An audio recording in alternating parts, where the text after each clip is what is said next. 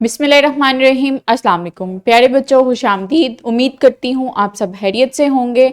मैं हूँ आपकी टीचर आमना अमाद। जैसा कि आप जानते हैं हम बाब नंबर 3 पढ़ रहे हैं जो कि आर्याई, कुषाण और गुप्त खानदान के बारे में है। आज का सबक पढ़ने के बाद बच्चे इस काबिल हो जाएंगे कि चंद्रगुप्त अव्वल की खिदमात बयान कर सकें। सबक का आगाज करते हैं सरगर्मी के साथ।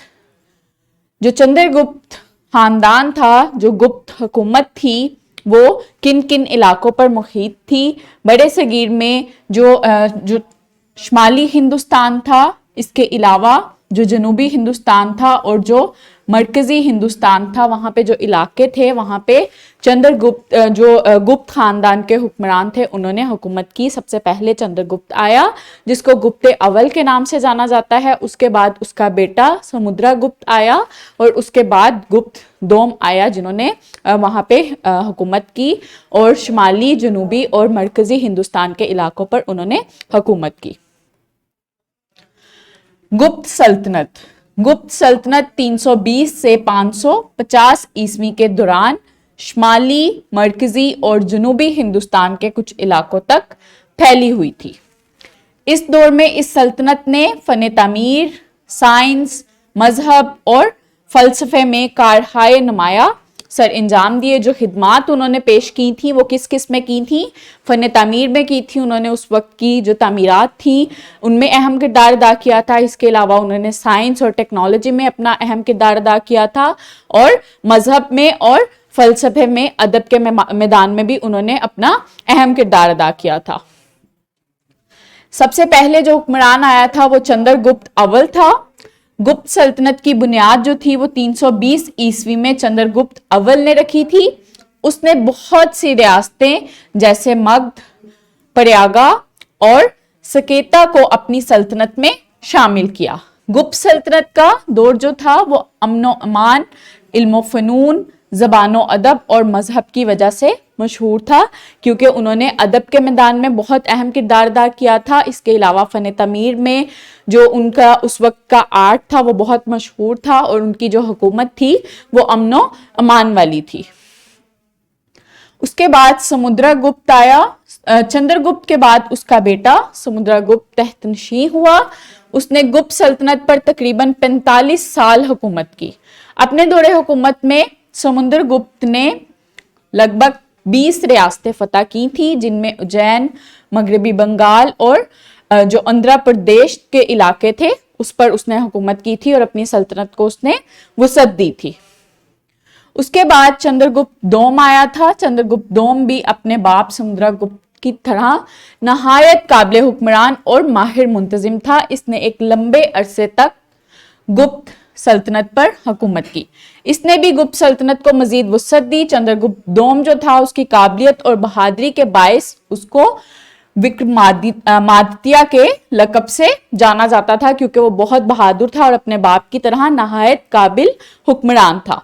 उसने मुसाफिरों के लिए रास्ते में सराय तमीर करवाए थे और उसका दौरे हुकूमत जो था वो बहुत खुशहाली और तरक्की वाला था।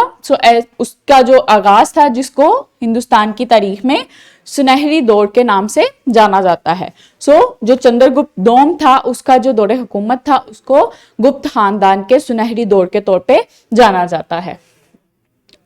गुप्त सल्तनत का सुनहरी दौर, ये सल्तनत मौर्य सल्तनत के जवाल के बाद वजूद में आई थी। जो चंद्रगुप्त मौर्य था जिसने मौर्य सल्तनत की बुनियाद रखी थी, उस सल्तनत के बाद जो था वो उस सल्तनत को शिकस्त दी थी चंद्रगुप्त ने और वहां पे अपनी हुकूमत का आगाज किया था जो कि गुप्ता खानदान के नाम से मशहूर है। जो ये सल्तनत थी वो मौर्य सल्तनत के जवाल के बाद वजूद में आई। इससे मजमूई खुशहाली और तरक्की का दौर शुरू हुआ और अगली 2.5 सदियों तक जारी रहा, जिसे हिंदुस्तानी तारीख में सुनहरी दौर के नाम से जाना जाता है। बड़ी सल्तनत को छोटे सूबों में तकसीम किया गया और उनकी देखभाल के लिए वहां पे सरबराहान मुकर्रर किए गए। हर जो सूबा था वहां पे एक सरबराह मुनक्किद किया गया, एक सरबराह बनाया गया जो कि मुख्तलिफ इंतजामी जो काम थे उनको सर अंजाम देता था। बादशाहों ने इंतजामी अमल में नज़्म व ज़ब्त और शफाफियत को बरकरार रखा। उस वक्त जो उनका जो निज़ाम चलाने का जो नज़्म ज़ब्त था, असूल व ज़वाबित बनाए। इसके अलावा उनका जो उस वक्त का निज़ाम था उसको क्लियर किया और वहाँ पे शफाफियत का निज़ाम उन्होंने पैदा किया।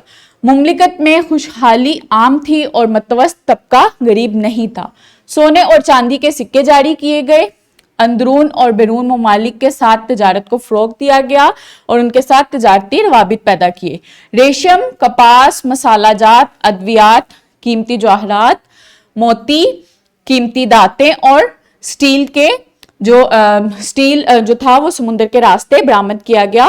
ये वो एक्सपोर्ट्स करते थे जो कि वो मुख्तलिफ जो तजारती उन्होंने रवाबित पैदा किए मुख्तलिफ ममालिक के साथ, वो ये जो सब चीजें हैं ये बरामद करते थे दूसरे ममालिक को।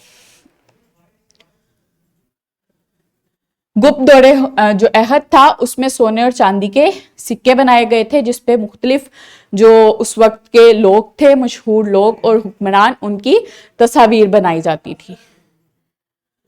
गुप्त सल्तनत का जवाल।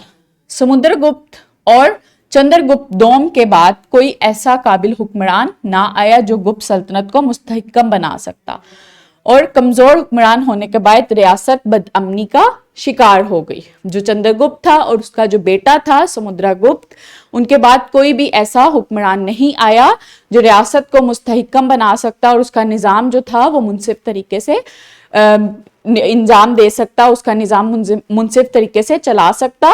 सो उसके बाद नाअहल हुक्मरानों की कमजोरी की वजह से इस सल्तनत में जवाल आया। रियासत के गवर्नरों ने भी हुकूमत के खिलाफ बगावत कर दी और सूबों को अपनी मर्जी से चलाना शुरू कर दिया, जिससे रियासत में इंतशार फैल गया। जो सुनहरी दौर में उन्होंने अपनी जो सल्तनत को सूबों में डिवाइड किया था और वहां पे जो सरबराह मुनक्किद किए थे, उन्होंने उन सरबराहों ने भी, उन बादशाहों ने भी अपनी रियासत को अपनी मर्जी से चलाना शुरू कर दिया, जिसकी वजह से जो उनकी सल्तनत थी उसमें इंतशार आया और सारी रियासतें जो थी वो बिखर गईं। इसी इंतशार और बदअमनी के मद्देनजर बैरूनी ताकतों ने रियासत पर हमले शुरू कर दिए और गुप्त सल्तनत की रही सही साख भी जाती रही और सल्तनत पर दूसरे हुक्मरान खानदान काबिज हो गए। सो इस तरह जब ये इंतशार फैला और बदअमनी हुई और उनका अमन जो था वो खत्म हो गया, वो तबाह हो गया, तो जो दूसरी रियासतें थी उन्होंने इनकी सल्तनत पर कब्जा करना शुरू कर दिया। सो प्यारे बच्चों, आज हमने क्या पढ़ा? गुप्त सल्तनत 320 से 550 ईस्वी के दौरान शुमाली, मरकजी और जनूबी हिंदुस्तान के कुछ इलाकों तक फैली हुई थी। मुख्तसर सवाल है, गुप्त सल्तनत को तारीख में सुनहरी दौर क्यों कहा जाता है? उसका जो सुनहरी दौर की जो वजूहात हैं वो आपने लिखनी है कि उन्होंने सुनहरी दौर में क्या क्या इक़दामात किए थे, क्या क्या अहम खिदमात इंजाम दी थी। उसके बाद एक सरगर्मी है, वादिय सिंध से लेकर गुप्त सल्तनत तक आने वाली तमाम हुकूमतों को इदवारी हाके की सूरत में लिखें और जमात में पेश करें। वादिय सिंध से लेकर बड़े सगीर में गुप्त खानदान तक आपने इनकी टाइमलाइन बनानी है और इस टाइमलाइन को अपनी क्लास में आपने प्रेजेंट करना है। उम्मीद करती हूँ आपको आज का सबक अच्छे से समझ आया होगा। मिलते हैं अगले सबक में। अपना बहुत ख्याल रखिएगा। बहुत शुक्रिया। अल्लाह हाफिज।